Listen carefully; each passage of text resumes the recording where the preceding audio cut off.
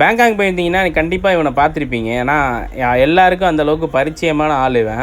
அங்கே ஒரு மால்குள்ளே போனோன்னே எல்லாமே எலக்ட்ரானிக்ஸ் கேஜெட்ஸ்லாம் நிறையா விற்றுக்கிட்டு இருக்கும். அந்த மாலில் வந்து இவன் ரொம்ப ஃபேமஸ். ஏன்னா ரொம்ப சூப்பராக தமிழ் பேசுவான்.